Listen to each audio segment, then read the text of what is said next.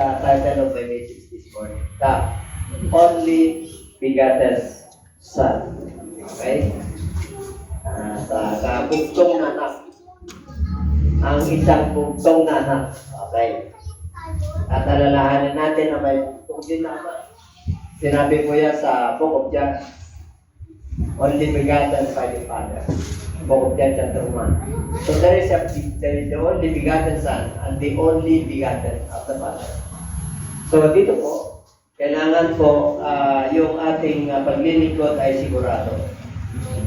Okay, sigurado at pagkikilala po natin yung Son na yan, na hindi lang po propeta yan, na pagkakilala ng iba, hindi lang din po tao lang na pagkakilala ng iba, hindi rin po na pangatlong persona na pagkakilala ng iba. At papag-aralan po natin kung sino siya. Alam po natin dahil ngayon po ay itinagdidiwang po ang malapit ng Kapaskuhan, sabi nila. At sinisilibrate po natin yung pagdating ng Savior. Para maalala sa mga tao po, meron talaga tayo Savior. Ano po mundo po yan, at iba-iba po ang pagsisilibrate kung paano nila idaraos. At yung iba naman hindi naniniwala dahil pagkano raw, at wala naman talagang sakto kapanganakan kay Kristo. Okay? Hindi pinagtulutan ng Diyos na saktong oras at nilagay siya ng picture. Walang picture si Jesus Christ kasi Espiritu po siya. Hindi nila alam kung ano yung mukha niya. Nagilala lang si Jesus Christ nung si Judas po nung hinalikan siya. Ang time ko na nila nakilala. Kasi iba-iba po ang ano niya para makaiwas po siya sa mga crowd. Hindi ganun kadali po yun. So ito po, kung titignan po natin ang Isaiah chapter 7 verse 14. Ito po yung palatandaan, the Lord Himself shall give a sign. Diyos mismo ang magbibigay ng palatandaan kung sino itong the only begotten Son. At ang palatandaan na yan, 600 before Christ. Ibig sabihin, bago dumating ang ating Panginoon, more or less 600 years. Nahula na po yan sa Book of Isaiah. Kaya sabi po ron, therefore the Lord Himself will give you a sign. Behold, the virgin shall conceive and bear a son, and shall call his name Emmanuel. Okay? So dito po, 500 years ago, nahula na po, the only begotten Son. What is the meaning of Emmanuel? Okay, the meaning of Emmanuel is in Matthew chapter 1:23, the birth of the Lord Jesus Christ. Ito po ay nasusulat. Ang sabi po roon, behold, ito po, New Testament na po ito. Kapanganakan the birth of the Lord Jesus Christ, behold, the virgin shall be with child and bear a son, and he shall call his name Emmanuel, which is translated God with us. God with us.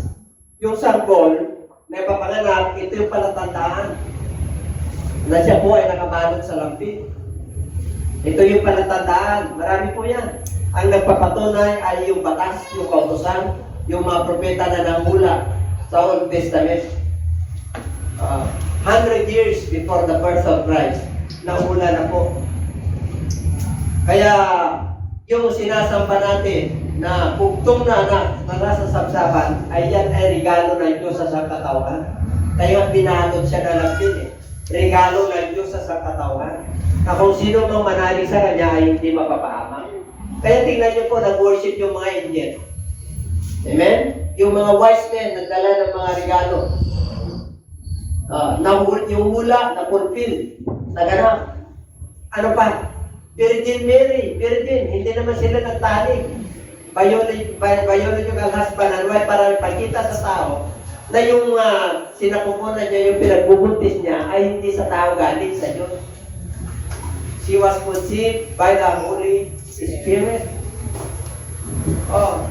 Kaya ang sabi ng Bible, ganito ang pagkapanganak ni Jesus Christ. Ano yun? In case po sila ni Joseph, in case po sila schedule for marriage, schedule. Kaya po, after a while, nakita ni Mary na buntis siya. Eh, sinabi niya kay Joseph. Sinabi niya, buntis siya. Eh, si Joseph, para hindi siya mapahiya, nag-isip po siya na iiwalayan niya para hindi siya mapahiya. Kaya lang, habang nag-iisip si Joseph po, nandiyan na po sa book of Matthew chapter 1, 18 to 21. Basahin nyo na lang yan. Habang nag-iisip po siya, an angel of the Lord appeared in a dream. Di ba? Ano sinabi niya? Oh, Joseph, nag-address siya kay Joseph. Don't be afraid to take Mary as your wife. Huwag ka matakot, kasi angkang ka ni David. Okay, lipi ka niyan, hari yan. Yung ipapanganak niyan, hari, tumatalay sa tubo niyan, hari. Yun yung pangako ko kay David, forever. Ang trono niya ay forever. Diyan sa sanggol na yan. Kaya kukunin mo siya. Huwag ka matakot kasi yung nasa sinapupunan niya, banal na espiritu. Hindi tao ang nagano niya, Diyos ang naglagay niyan. Kaya hindi na nagreklamo si Joseph because Joseph is a just man. Hindi siya nagreklamo sa pagsunod sa Lord. Bakit po? Eh, hari po siya eh. Lainis po siya ng hari. Pag ang Diyos ang nasalita, ang angel of the Lord ang nasalita, naniniwala po sila na talaga sa Diyos po yun. Kaya 100%, walang kabog-abog, walang reklamo, hindi na nag-complain, o kinuha niya na si Mary bilang asawa.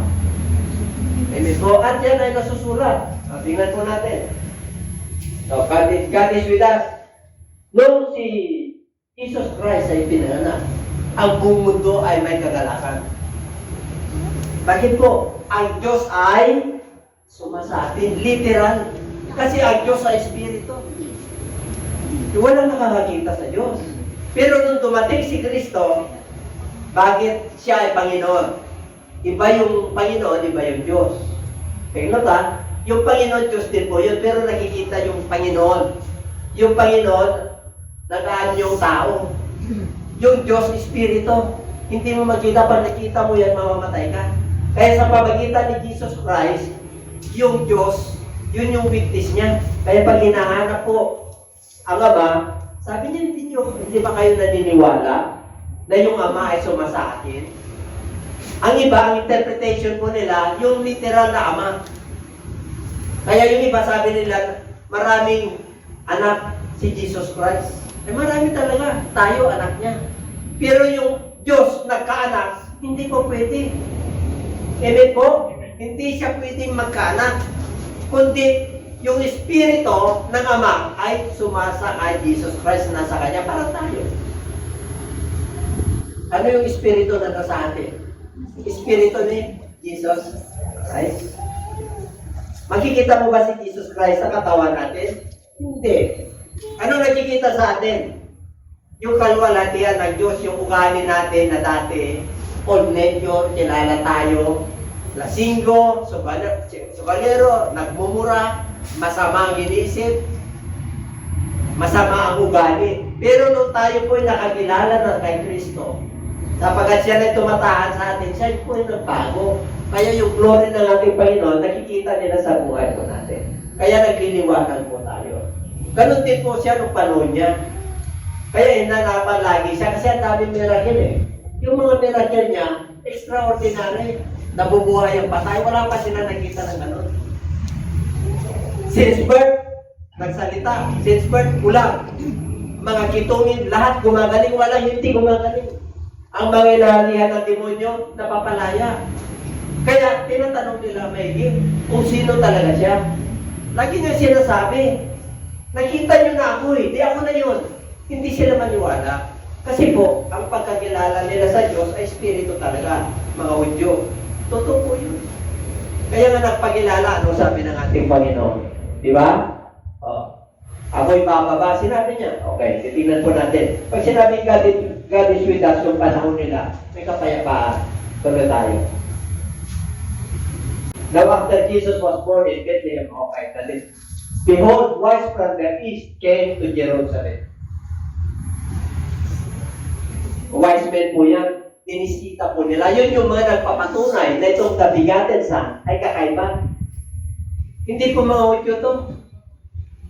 The wise men from the east. Mga astrologers ito. Mga mali, mga may mga lahi yan, hindi natin alam. Pero sabi ron, wise men, yung traditional, 3 hari. Kung yung regalo, gold, frankincense, and myrrh, nag-presume po sila na 3 lang yung bumisita. Marami po yun. Weeks po yun. Weeks or months. Several days na bumiyahe po sila sa kamelyo. Kaya, coming from the east, ibig po sabihin, pagdating po dyan, galing po sila sa malayo. Hinahanap po nila yung tala, kasi yun yung hula. Merong bituin na nandun sa bata. Kaya sila po ay naniniwala.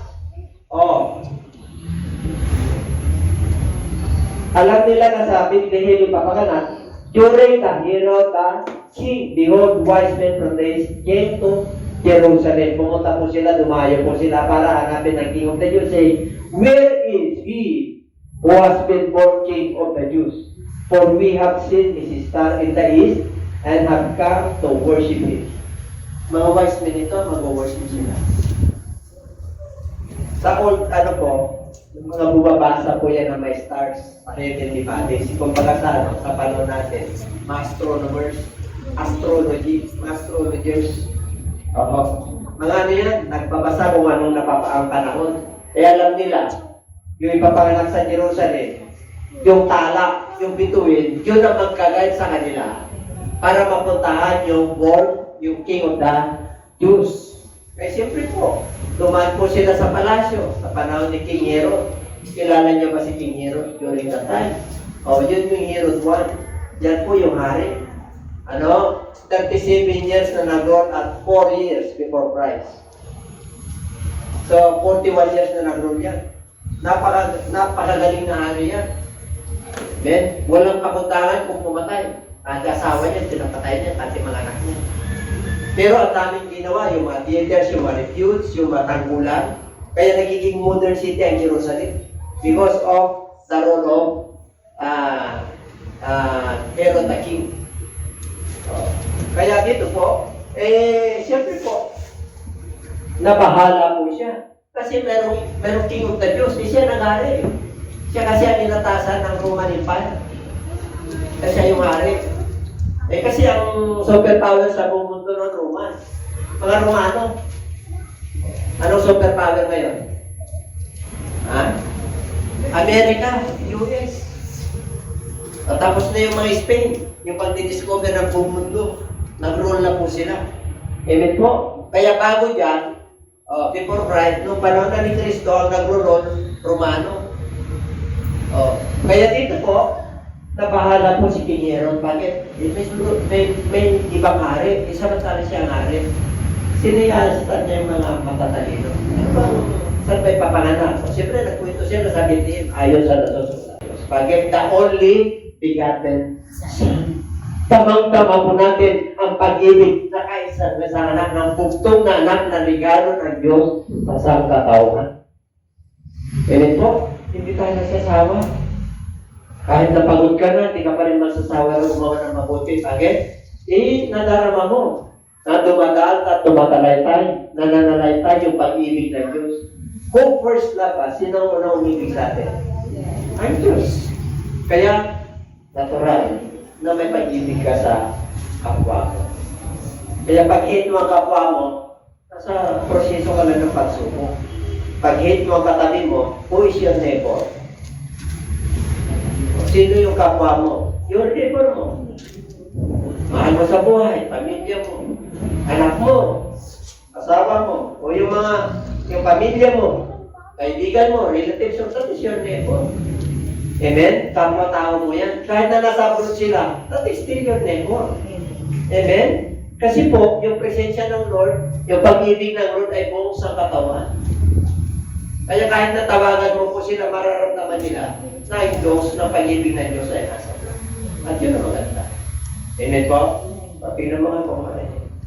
Mga alitat pa yan. Hindi po pa nananganitan ngayon kasi magkakaroon kayo ng presyo ng lalo na pag may edad. Kasi may init ang panahon, tapos may init ang ulo mo. Tapos yung relasyon nyo pa, uuga-uga. wala nang ganong pera o uga-uga pa. Kami natin, ay yung regalo ng Diyos, dahan-dahan natin buklatin. Regalo ng Diyos eh. Amen po. Unti-unti, madidiscovery mo na, ay, ang sarap pala. Napakatakila pala ang Diyos namin pinaglilingkod. Kahit pala ganito aming pinagdadaanan, ang Diyos ay nagbibigay pa rin ng pag-asa, pag-ibig at pananampalataya. Kapag ganun po tayo. Ha? Okay? Di na pala nabahala si King Herod. Sige, sabihin niyo sa akin para mag-worship din ako sa kanya. And when they had come into the house, they saw the young child with Mary, his mother, and came down and worshipped him. And when they had opened their treasures, they presented gifts to him, gold, frankincense, and myrrh. Sabi ko sabihin, meron silang regalo. Kasi natuwa po sila, kasi yung hari po yan eh. Mga matatalino po yan. Alam niyo, matatalino. Nagbibigay talaga yan ng panahon. Kung wala man kayong may bigay, yung panahon. Yung binalot ng Lord na regalo, may panahon kayo kay Lord. Sa panahon natin ngayon na mag-worship, wala ka man may bigay, yung sarili mo. Ibigay mo yung panahon mo, yung talent mo. Yun yung tunay na yaman. Yung katawan mo ito. Kaya sabi niya, hindi niyo magalang ng iyong katawan ay templo ng Diyos. Ito yung ialay mo sa Diyos. Nung mga nakaraan ang inaalay lang natin, yung sarili rin natin, kaya lang, mapapaw pa. Kaya darating na 2023, lalagyan mo natin ang content. Ayon sa iyong pananampalataya. Ayon sa sukat ng iyong pananampalataya. Amen po? Kaya iibahin na natin yung paglilingkod natin. Yung iibahin, ibig sabihin, i-progress. So dati, yung crowd ko parang nung panahon ni Cristo. Alam niyo yung crowd natin, pag nasa social media, may bata, merong trompa dyan sa baba, di ba? Di ba? Di ba? Narinig parang nandun ka sa crowd ng iba't ibang tao, iba't yung lugar na talaga nasa kalsada ka. Kaya pag nasa social media tayo, pag nandun may umiyak na bata, hindi nila lang kasama sa ministry. Natutuwa ko sa mga bata, di po ba? Yung iba naman, dahil lumago na yung ministry, iba yung building nila sa bata. Iba yung oras nila, meron silang sarili-sariling cubicle. Darating din tayo, huwag kayong mag-alala. Ang cubicle natin ngayon, diretso. Diretso ka lang division. Amen po. Kahit nandog ka sa loob ng kwarto, marinig mo yung pagmula at pagsamba. O kaya yung iba namumugin dito kasi nililinig po nila yung kantahan natin, yung pag-worship po natin. Kaya lang yung hindi nakarating yung iba. Siguro may mga kadahilanan po. Siyempre may kanya-kanya kadahilanan. Mga busy, lalo ngayon, mga reunion po, panahon ng pagliliko.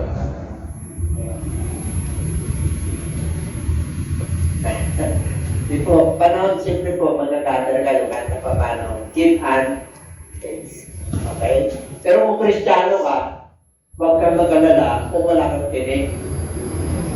Masaya ka kung mayroon kang binigay.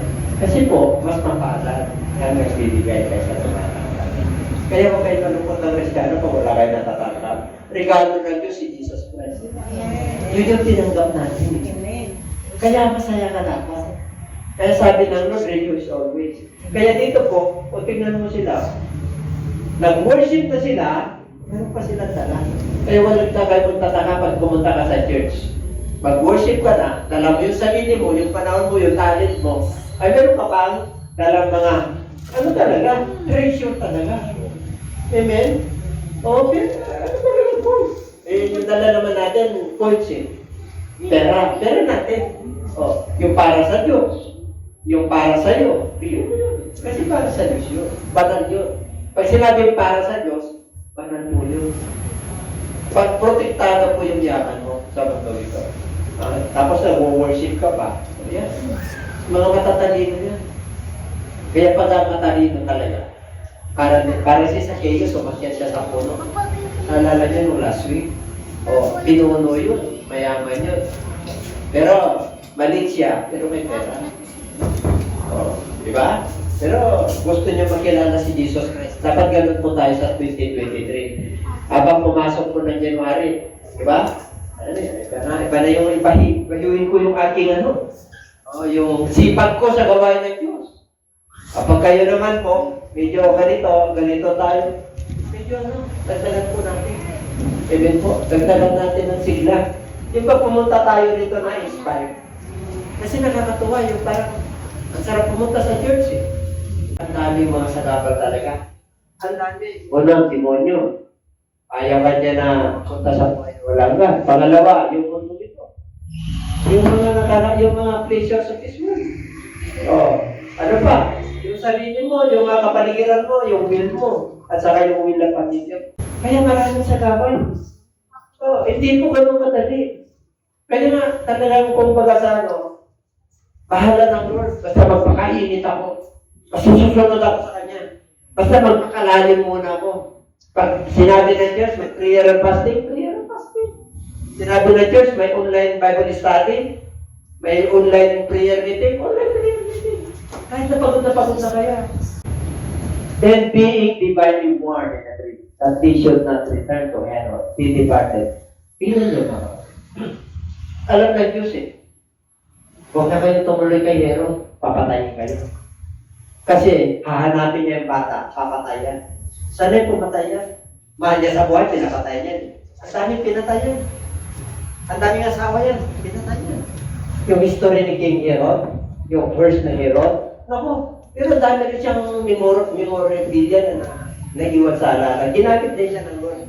Pero nung panahon ni Kristo, kaya walang konsensya kung pumatay. Pinapatay niya lahat ng bata na below 2 years old. Kasi yun yung kapanganakan at yung panahon ng stars, yung pagpunta ng mga wise men. Kaya walang iniwan yan. Basta lalaki. Kaya si Jesus Christ yung pumunta sa Egypt eh. Bakit po? Ay yun ang kanlungan niya eh. Kasi pag napunta na siya sa boundary ng Egypt, walang pamamahala si King Herod. Safe na po sila ron. Walang iniwan po yan eh. Jurisdiction yan eh. Wala yung PNT Region 1. Nasa Region 2 boundary. Nandun yung pride. Sila itinapon yung doon. Bahala kayo dyan. Jurisdiction nyo yan. Ganun po yun. Amen po. Kaya ang sabi ng Bible, talagang kanlungan nila ang Egypt. Kahit nung panahon ng Old Testament, dyan si Joseph, dyan ginamit ng Lord. Si King Pharaoh. Amen? Yung lahi ni Abraham hanggang kay Jacob, dyan sila sa Joseph. Dyan sila sa Egypt. Namatay doon sila. Si Joseph, dala-dala nila yung buto. Gobernador yun. Napalaya po sila. Hanggang nung panahon natin ngayon, yung history ng mga Hudyo, nagkalat po, nagkaroon ng Second World War, hinahanap sila ni Hitler. Pagkatapos ng World War, Second, 1945, bumalik yung mga Hudyo sa Israel. Naging progress na ngayon. Bakit? Nagkasama-sama po sila. Kasi po, nasa kasulatan yun. Kaya yung mga nangyayari ngayon, nandiyan na po sa kasulatan. Ang kailangan na lang sumunod po tayo. Don't question God. Alam na Diyos sa kanyang ginagawa. Sinabi na Lord, ganito ang pagsunod, may self-denial, o ganito maglingkod, kung mas mahal mo yan, hindi ka karapat-dapat. Ganun talaga eh. Kasi, ang paglilingkod, minsan pinapagtulutan ng Lord na mamili ka. Trabaho mo, o dito sa Lord. Business mo, dito sa Lord. Kasi may sacrifices. Hindi naman pwede na ang ganda ng buhay natin dito, will mo yung ginusto mo, tapos pagdating natin doon, will pa rin natin, hindi na will na ni Lord. Amen po? Kasi may instruction na ni Lord. Si Lord eh. Ganito ang gagawin nyo. Tayo man na ng palataya na tayo, hindi naman tayo nag-deliver eh. Nandun na yung ilaw eh. Nandun na yung gabay. Ang kailangan na lang sumunod. Sabi mo sa katabi, sumunod ka lang tayo. Kahit na mahirap sundin, pero mag-ahan kami. Kasi kasama natin ito. Pag nakasunod ka niya, blessing ang araw ko. Kasi po yan. May kapayapaan ka, may kagalakan ka, may pag-asa ka, may pag-ibig ka, may pananampalataya. Nag-grow ka. umuusbong ang iyong paglago sa Panginoon. Pero mo lumalago ka sa panuntunan ng Diyos. Iba yun. Kaysa hindi ka lang lumalago sa panuntunan ng mundo ito. Alam mo, pag lumalago ka sa panuntunan ng mundo ito, nagpo-progress ka. Pero isabay mo yung paglago sa Diyos. Kapag lumalago yung ano mo sa mundo ito, yung kalaban mo, pati yung talent mo, pati yung trabaho mo, pati yung pera mo, palagwin mo rin yung spiritual mo. Yung iba, hindi, naiiwan eh. Kadalasan ang napapansin ko, naiiwan. Kaya mahirap sa pagkalian ng Diyos sa maraming talent, yung maraming reason. Ang hirap. Oo, lagi may reason. Pero pagka ikaw yung tao na marami kang pinagkatiwala ng Lord, ikaw gawin mo, kahit na malayo, kahit na pagod ka na. Naalala mo nung last Tuesday, meron tayong doon sa yung sa anak mo, yung 18 roses, 18, so on, so forth. O, ibo. O, amen po. Kahit na nanginginig yung pako doon, hindi nyo alam, di ba? Oo, kasi hindi naman sana yung pako na nakaganon eh. Eh, siyempre, hindi limited yung crowd eh. Kahit na nung gawin mo, walang pantay doon. O, wala naman akong pulpito na pili ako pagagad yan. O, kaya nanginginig ako. Pero sinamahan ako dito. Amen po? Kasi po, hindi naman ako bumabata eh. O, hindi naman ako bumabata. Di ba lahat tayo? O, pabata yung isip ba? Second childhood. Hindi yun. Kumabaw yun, kapaw ang tawag doon. Tayo po, nagmamature tayo, hindi na second childhood. Maturity stage na tayo, yung physical natin, maaaring may mga nararamdaman ka na, pero yung pananampalataya mo, lumalaban pa. Gusto mo pang mabuhay, gusto mo pang makita, gusto mo pang i-reaction, pero may panahon na tayo. Pag hanggang doon na lang, wala na tayong magawa. Kaya minsan nagtaka ka, lakas-lakas, tapos wala na sa saan na yun? Saan na yun? Mag-anapan na. Pero pag nagawa mo at nagampanan mo yung kay Lord, sino ka? Amen po? Ibig sabihin, nakapundar ka na. Yan yung ating tema sa 2020. Kaya mag-Thanksgiving tayo sa baka yun na preaching ko. May 10 or 20% para meron na tayong hakbangin sa 2020. Kaya pagpasalamat sa Diyos. Ay kitang-kita ng Diyos yung ating puso. Kaso yung iba, dating sa kanila, bastos na naman. Hindi pa lang yun, hindi natin alam kung anong pag-narating bukas. Yun ang pananampalataya kasi. Hindi po. Kaya ang gusto ng Lord, dahil yung regalo ng Diyos, si Jesus Christ, kumpleto na tayo. Wala ka nang hahanapin sa atin. Preach nga ako ng iba, title, wala ka nang hahanapin pa. Sana maalala ko lang. Bibigyan ako ng pagkakita. Amen? Wala ka nang hahanapin pa. Pagdating sa Diyos, wala ka nang hahanapin pa. Pagdating sa asawa, i-post mo na yung pag-ibig mo dyan bilang asawa. Amen? Dahil wala ka nang hahanapin pa. Iba. Amen? Isa lang talaga. Alam niyo naman ang mga Kristiyano, talaga pag nagmahalin, isa lang. Di ba, Brother Ricky? Diba? Kasi musugang tayo. Pag dalawa yan, di kami dalawa. May mga di kami kasi na kultura eh. Nakaroon ka na ng ilang speed of the heart. Tatagdagan mo pa. Magkaiba ang ugali. Mahirapan ka.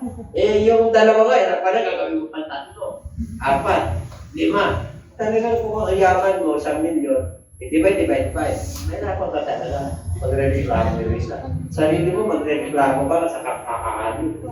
Amen po? Kaya wag kayong ma-open pagka Kristiyano ka, isa lang talaga eh. Oo, tumingin ka lang ng iba na may pagnanasa. You committed adultery. Pag may galit ka ba sa kapatid mo, ano ka? Martyr. Na kayo ba naniniwala maraming martyr na Kristiyano? Martyr, hindi talagang physical, spiritual ito. Martyr. Bakit? May kagalit eh. May kagalit. Mga pagka may kagalit kayo, medyo iwanan nyo na. Ganyan, pasensya na. Forgive and forget. Amen? Kung may mga pilat yan, forgive. Kristiyano ka na eh. Kung Kristiyano ka na medyo mababa, forgive. I forgive you, but I will not forget. Forgive and forgive Na, nakakita ka na ng nag-forgive tapos hindi niya makakalimutan yung ginawa. Hindi forgive. Amen po? Plastic ka ba? Tawag yung plastic. Diba? Ang gusto ng Lord, genuine. God doesn't want us to become an hypocrite. God wants us kung sino tayo, ano tayo. Amen? Hindi tayo nagkukunyari. Yung pretender, I'm a great pretender. Well, tapos na yun. Pag Kristiyano ka, kung ano kayo pa. Amen po? Dati nagmumura ka, Kristiyano ka na, hindi ka na nagmumura.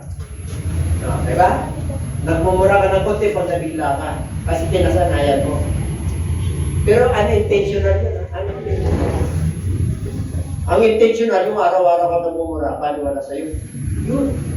Yung bang expression lang nila yung mura. Di ba? Pero yung katong tao pag nagsalita, nandun na sa kanila ng ano yung bibig yung mura. Nakatinig na kayo ng kanon. Pero kasi doon nila ni-express yung bigat na emotional nila, stress. Kaya naging expression pa nila yun. Doon nila dinadala. Tayo, dadalhin na lang natin sa pagpupuri pag may mabigat ka ng ano, may mabigat ka ng nararamdaman, pagpuri na lang. Kagabi, hindi nagbigat ako panandaman, grabe. Akala hindi ako makagulapay. Kasi biglang umusmo yung BP ko. Alam ko yun. Biglang umusmo, alam ko na rin ang gagawin ko. Pero, primary, nagpuri lang ako kayo. Kaya Lord, dinormalize mo kasi ayaw ko magtagal ito. Maya-maya, after 30 minutes, Amen po, puri. Puri lang. Sabi ko, tama na yung gamot ko sa'yo. Kasi nandiyan na, huwag mo nang ilog na yun sa'yo. Okay na yan. Hindi ka mo, normal na pa ba? Masarap yung magiging normal na 30 minutes lang. Ang mahirap yung abnormal ka, nakaaraw na. Ayun, dadali ka na sa ospital. Totoo mo yun.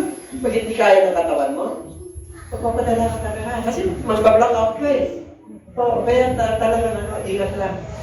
Tinuturuan din naman ang kung paano ba isisira talaga yung katawan ko, parang nalagaan nyo rin katawan. Amen po? Pag may mga ano kayo kabigatan sa mundo ito, sa trabaho, sa mga pera, ibigay nyo na kayo. Relationship, ibigay nyo na kayo. Bahala na sila. Amen? Basta tayo, sumunod tayo. Blind obedience sa tao dyan. Sabi mo siya natakisunod ka na. Sunod na tayo. Kasi sumusunod din ako Isunod tayo. Yun naman ang kasabi ng Lord Ginagawa niyo akong Panginoon, hindi ako kayo sumusunod. You make me Lord, but you don't obey. You worship me, but you don't obey my instruction. Kaya mabigat. Pero kung nag-obey ka, ay magaan. Magaan po. Magaan. Yun, sinabi ko rin.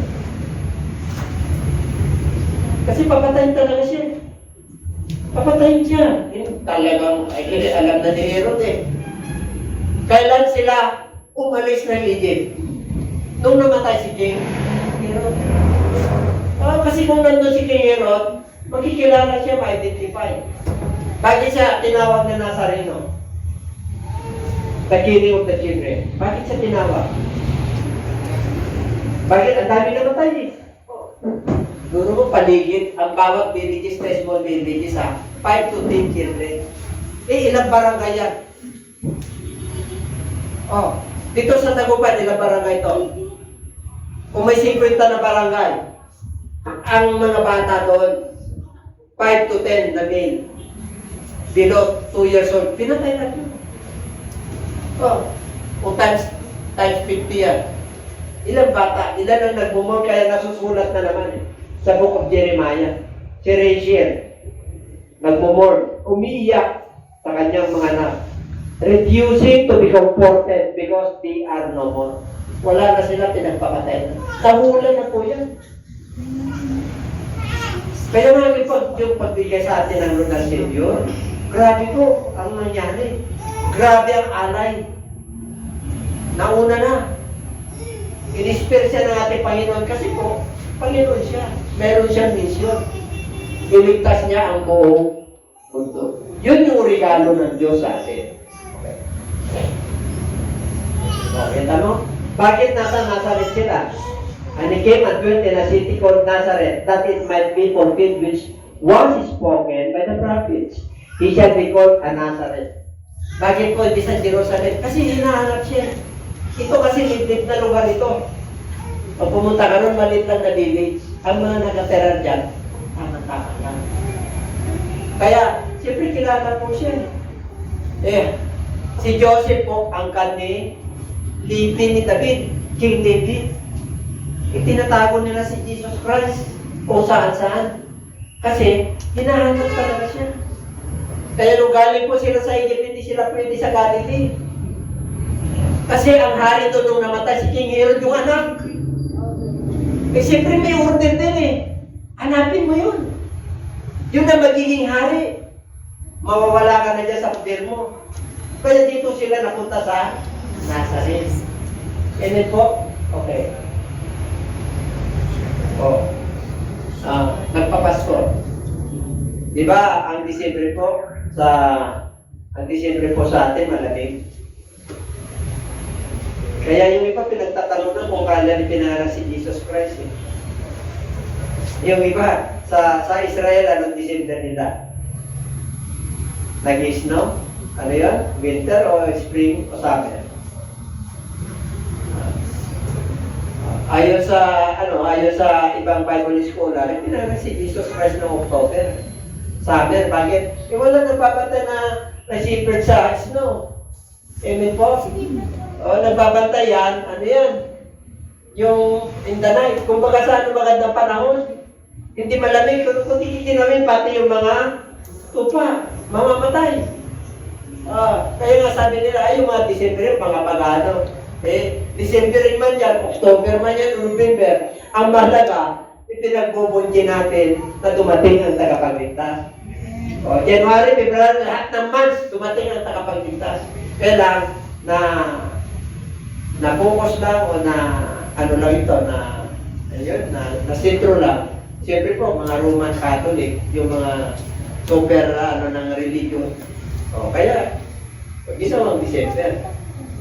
Amen po. Pero, sa kasaysayan po, even sa Bible, hindi pinitulutan ng Diyos yung tamang exact.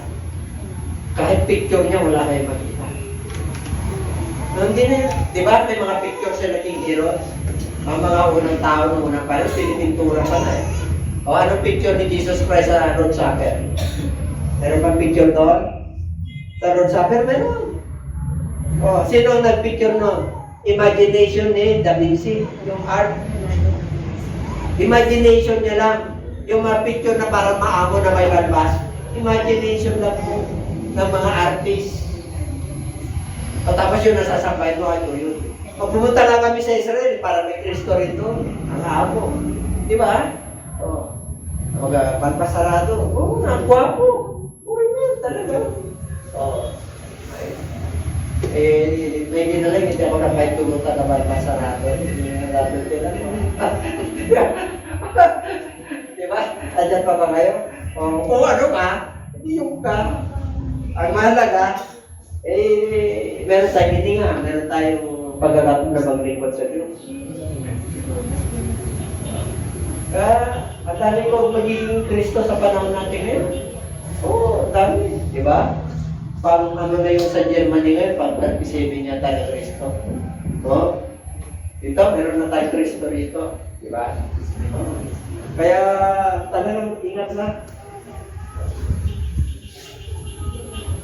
Ang mga igit, okay na, ito na. Ito na yung pinaka-climax natin. Kasi kanina po ito lang. Pasahin natin. The angel said, do not be afraid, for behold, I am bringing you my news of great joy, which will be for all people. Joy, great joy, which will be to all. Walang itinatali. Lahat ng nilalang ng Diyos magkakaroon ng great joy. Saan magagaling? Doon sa bigatin. Yung ipinanganak, yung tanda, yung winnership ng mga matatalino, binigyan ng regalo, yung hula, naganap.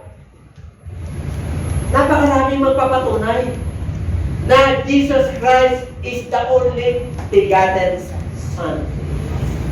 Kaya sa binasa natin kanina, for unto us a child is born, a son is given, and his government will be upon his shoulder, and his name shall be called Wonderful, Counselor, Mighty God, and Everlasting Father and Prince of Peace. Yun yung kanyang kapamahalaan. Ganun katindi yung ipapanganak. Yung iba, ang akala nila, si Kristo tao lang. Noong nag-ministry, yes, tao siya. Pero nag-resurrect siya eh. Ang sabi po ng Book of Revelation, bumalik siya sa dati niyang kalagayan. Ano yung dating kalagayan ng Diyos? He is the eternal God. He is the everlasting God. The Creator and the Preserver of all things. The source of all life and the source of good and everything. That is our God, the sustainer and the giver of life. Grabe yung Diyos natin. Ganun katindi. Galing siya sa kanyang luklukan, bumaba siya para ayusin lang yung nasira na relasyon ng tao sa Diyos. Amen. Kaya sa pamagitan ni Kristo, lahat po ay maliligtas. Kung manampalataya. Nakakalungkot. Yung iba, manampalataya. Pero hindi po meron silang pananaw. Wala tayong magawa kasi may paghatol naman. Basta ang instruction ng Diyos, yung kanyang salita, nandyan lahat. Kung sumunod ka dyan, ako'y sigurado ka. Sigurado ka, anytime will take us up sa rapture or tawagin na tayo kung hindi pa panahon ng rapture, abay, nasa paradise ka. Yung kaluluwa mo natutulog lang. Lalagyan ng katawan yun pagdating ng taktak ka nun. Maaari sa sementeryo, palagsay ka na, totoo. Pero yung kaluluwa mo, buo. Kung ano yung katawan mo, yun ang kaluluwa mo. Kaya magkakaiba tayo nun. Yung itsura natin, ganito rin. Kailan immortal ka na. Amen? Immortal ka na, magkakilala na tayo ka. Pero hindi naman natin nakita si Moses. Pero magkikilala na, uy, Moses, ikaw pala yun. Nababasa namin. Ikaw pala yung humampas ng ano. Pero nandito ka. Huh? Ako rin nagreklamo ako ng nagreklamo. Hindi, nandito ako. Oo, di ba? Asarap kaya yung gano'n. Ay, Pedro, ikaw ba yan? Di ba, dininay mo si Jesus Christ, pero nandito ka. Okay, kahit naatin ako, bro. Ako rin, meron. Amen po? Sino ba perfecto rito? Ako? Minsan, hindi rin ako magawaan ni Pastora, hindi ko rin siya magawa. Ako na tayo. Amen, yung mga anak ko, ganun din. Meron tayong level of understanding at pag-ibig. Pero pag ipairal mo yung pag-ibig ng Diyos, ay, mangunguna yun at maunawaan mo. Kasi po, ang pamilya ay pamilya. Minsan may mga talagang ano yan. May mga hindi pagkakaroon. Sinabi lang doon din yun eh. Ang tatay ay laban sa anak. O sila, si Jesus Christ nagsabi nun eh. Ang nanay ay laban sa anak ng babae. Kaya sabi niya, huwag niyong tignan na ako na pa rito para magdala ng kapayapaan. O hindi, ang dala ko ay tabak. Ang nasalo ng mga tao tabak, hindi magkaaway na tayo. Hindi ganun yun. Yung tabak doon, yung word of God, yun yung mamamagitan sa inyo na mag-asawa. Yun yung mamamagitan na instruction ng Diyos para mag-unawaan kayo at magmananan. Amen? Hindi yung sword na literal. Sabi ng Bible, sword daw. Kaya ito, iyakas ko sa iyo natin ko.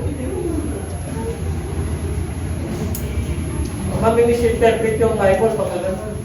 Ang sword na tinutukoy doon, yung salita ng Diyos. Kaya tayo nagkaayos darling dahil sa salita ng Diyos. Mag-pray na lang tayo. Diba? Kaya tayo nagkaayos. Anak, tayo sa salita ng Diyos. Pasensya ka na, ganun talaga buhay. Pero lahat tayo kailangan. Pero huwag mag-continue sa sarili mo na hindi ka na pinatawad ng Diyos. Diyos. Magbalik loob ka sa Diyos. Kasi yung regalo ng Diyos nandiyan eh. Nakantabay eh. Yung kagandahan mo ng Diyos nandiyan eh. Hinintay lang tayo. Amen po. Alam niyo kung bakit yung iba hindi nakakapatid? Alam niyo kung bakit? Number 1 yan. Walang iba yung kundi pride. Wala nang iba. Kasi ayaw niyang tanggapin kung ano siya. Ayaw niyang tanggapin yung mahal niya sa buhay kung ano siya. Kahit na pastor yan, ayaw niya na tanggapin. Kasi meron tayong old nature. Tatanda niyo may old nature tayo. Meron tayong kanya-kanyang ugali. Meron ugali na talagang yung ugali niya, talagang pusong mamon. Wala akong pinapatamaan. Meron tayong pastor na ganyan. Talagang pusong mamon, wala tayong magawa. Ganun talaga. Kaya nga sabi ng Lord, where I am weak, then I am strong. Ang ibig sabihin yung kahinaan mo, gagawin pagpapala ng Diyos yan, magiging lakas mo yan, kung makasunod ka sa Kanya. Amen po? Kaya sabi mo sa katabi, strong ka. Kasi kasama natin si Lord. Hindi ka magiging strong kung hindi mo kasama si Lord. Strong yan, sarili mo lang, pero may limitation yan. Wala nang extension yan, pagka bumigay na yan, yung todo-todo na, wala, mag-verse up na yan. Pero pagkasama bang Lord, may extension. Yun ang gusto ng Lord. Tunay kasi yun. Amen po? Pero kung great you to all people, this is the good news. Kaya huwag kayo matakot. Bakit? Ito yung good news eh. Itong ipapanganak na ito, pagbibigay ng kagalakan sa lahat. Lahat eh. Amerikano ka, Kapunta, Pilipino ka, Mudyo ka, Muslim, lahat. Wala yung tinagin. Kaya kapag narayan Lord ka, hindi ka nawawala ng pag-asa. Nasa Lord ka, hindi ka nawawala ng pananampalataya. Pag nasa Lord ka, hindi ka nawawala ng pag-ibig sa kapwa mo. Amen? Hindi ka naubusan. Kasi kasama mo Diyos eh. Amen po? Sabi ko siya, katabi kasama natin. Kasama natin. Di ba may awit na yan?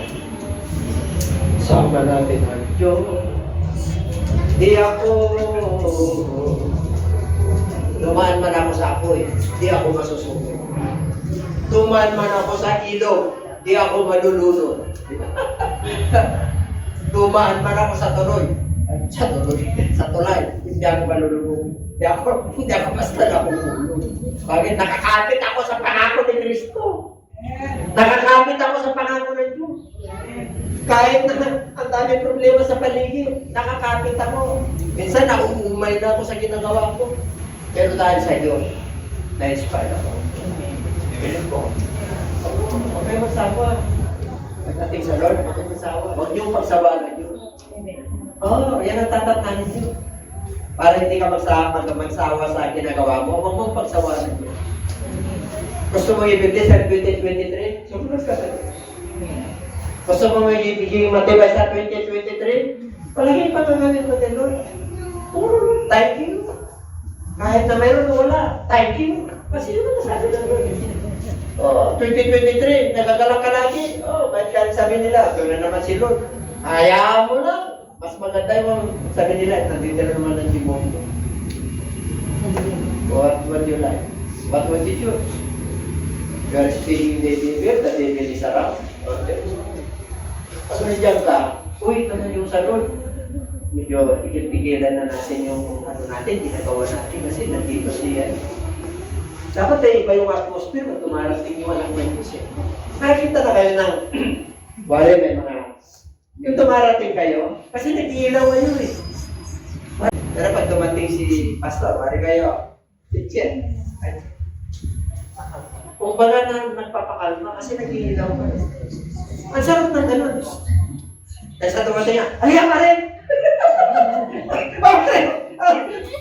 Mga kapat, kita-kita ka dito. Tapos pagdating mo na naman dito, hallelujah, praise the Lord. Tapos pagdating ng Sabado, Ray! Siyento natin. Sa pala sa puti! Punta tayo. Magkano ba dyan? Ayaw ng Diyos ka kung sino ka. Sabi ko sa kanila, prangay mo, nag-iilaw na ako. Okay? Sabi natin tapos. Itong sinabi, Ano sinabi ng mga angel? Ay, angel yan na galing sa langit. Winnership nila.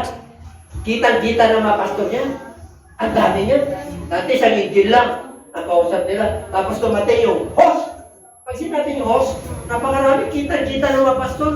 Pero kung makita mo ang angel, pag nakita mo ang angel, mamamatay ka eh. Kasi ano ng Lord yun eh. Kita nila dibo eh. Ano sabi nila nung ang ano nila? Awit nila. Glory to God in the highest. Yung highest yan, yung heaven. Kaluwalhatian ng Diyos sa kalangitan. And on earth, peace, goodwill toward men. Tagalog. Kapayapaan ang kinalugdan ng Diyos. Alam niyo po, makukuha mo yung tunay na kapayapaan pag nalulungkot ang Diyos sa iyo. Ibig sabihin nakakasunod ka sa Diyos. Kaya sabi ng Book of Philippians,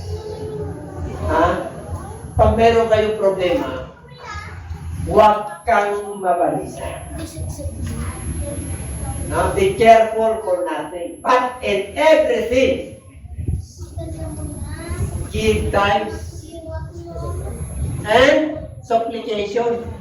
Ibig sabihin, nagsusumamo ka na hirap ka na, alam ng Diyos, tamang-tama na yung dumarating. Pero nagpapasalamat ka rin. You know why? Because the Lord Jesus Christ guards your heart and your mind. Siya yung nagbabantay. Kaya tingnan mo kahit na gano'ng problema dumarating sa'yo, payapa ka. Kasi yung prinsipe ng kapayapaan ay nasa iyo. Nasa puso mo, nasa isip mo, nasa buhay mo. Kaya hindi ka lang alala sa bukas. Magtiwala ka lang sa huwag kang mag-alala sa bills. Alam nyo, ilang taon na tayo nabubuhay sa mundo ito. Bills ang problema mo, 20 years ago, bills pa rin hanggang ngayon. Dahil sa pangangailangan mo, sinusupply ng Diyos. Ay, yung iba, hindi. Ay, tatanda ka yan. Gusto mo naman buhay na magaan. Pagkatiwala mo sa Diyos. Makakaraos ka kasi pangangailangan. Makakaraos ka, makakagraduate din yung anak mo. Maging matapat ka na sa Diyos. Makakaraos ka. Gusto nyo maging maayos kayo sa pamilya? Tapat ka lang sa Diyos. Isang araw, pipitikin ng Diyos yung kanyang tayo ng mga asawa ko. Pagkitinan ng spiritual. Salita na ng Diyos. Alam nyo, gusto nyo magkaroon ng sapat-sapat? Magtiwala ka ng sumunod ka. Kahirap ang mundo ito. Pero pag nasa Lord ka, pag-aan. Amen. Yun ang pagkakita natin. Pahirap ang mundo ito.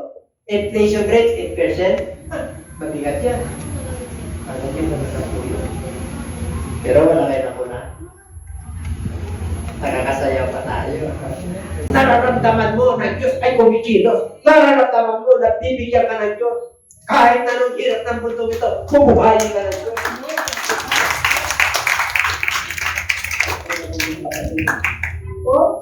Grabe, galing sa langit, bumalik sila. Ito ang binigay ng Lord, kapayapaan. Then the shepherd returned, glorifying and praising God for all the things that they had heard and seen, and it was told them.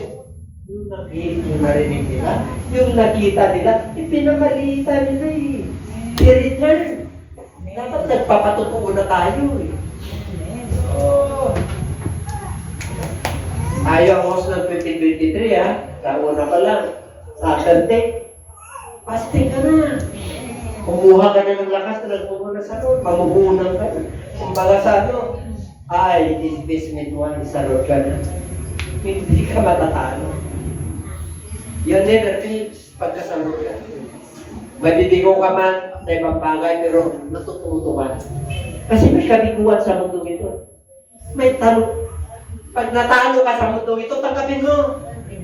Panalo ka dahil mananampalataya ka, natuto ka. Amen? Ang mahalaga, natuto ka sa isang bagay na pagkakamali. At hindi mo na yun gagawin pa. Dahil may takot ka sa Diyos. Amen? Pero kapag ka natin doon. Hallelujah, praise the Lord. O, magpatutuwa na tayo ha, kung anong ginawa sa atin na to, ng 2022. Kung hindi man kayo makapagpatutuwa, express mo na. Magpasalamat na tayo, mga kapatid. 2023 na, bukas. Hallelujah. Hindi magpasalamat. Lord, salamat po. Hallelujah. Hindi ako lumipas ng pagkain. Sinupply mo. Hindi ako nagkaroon ng major disease. Hindi ako na hospital. At dami po pagpasalamat sa Diyos. Naayos yung relasyon namin, yung mahal ko sa buhay. Yung trabaho ko, hindi mo ako biniko, Panginoon. Na-supply mo yung ang dami tayo dapat ipagpasalamat. Amen. Ay, mga kapatid, yung hininga lang natin, pasasalamat na sa Lord. Amen po. Yung parang mararamdaman na pintig dito eh. Diba? Inervyusin ka na eh. Yung malusog ka pa, di magpasalamat ka sa Lord. Amen po. Sabihin niyo, pagka nagkamali kayo, kapag ako, Lord. Kahit na medyo may tiisin, pero gusto ko maging masaya ako. Magaan yung buhay ko at maging masaya yung kapwa ko. Amen po. Alam mo, pag nilungot mo ang Diyos, sigurado ang daming blessing. Ang daming blessing. Bigyan ko kayo ng halimbawa. Noong pandemic, marami ba kayong blessing? Nakaraos ba kayo? Yung Church of God, walang physical gathering. 4 years na ito. Pandemic yan. Hindi Bible study, church. May tumatayo, may pastor. O may dadagdag uli. 2023, meron eh. Meron na naman dadagdag. Tanong, sino ang gusto maging lingkod ng Diyos? Amen. Hindi, totoo. Alam niyo, huwag kayo matakot pag nalilingkod ka kay Lord. Dapat ipagmamalaki ka ng Diyos. Straight Lord, gusto ko maglingkod, pero hindi ko alam mag-umpisa. Hindi ko alam kung anong know-how. Kaya nga meron tayong mga Bible study. Meron tayong OPM eh. Meron tayong Saturday eh. Tuturuan tayo ng Diyos. Ang Diyos mismo ang magtuturo doon sa mga teacher nyo. Ay, mga kapatid, nag-umpisa din kami ni Pastora na kagaya niyo. Pero nung sumunod na kami, tinuruan na kami ng Diyos. Kung unang ministry namin, tagapunas kami, serpal kami talaga. Nung may natutunan, sila na. Nung natuto na kami, may tinuturuan na kami. Dahil tinuturuan din kami noon. Kasi nga, they return and praising God for all that thing. Ginawa sa amin, sinisir namin sa inyo para gawin nyo rin sa iba. Bakit? Para magkaroon ka ng great joy. Para magkaroon ka ng kapayapaan. Third, and see kung ano nakita mo, narinig mo, i-apply mo yan, i-duplicate mo yan. Ay, naku mga kapatid, ang God. Kasi yung faith nga eh. Magkaiba kasi yung may faith ka. Amen po?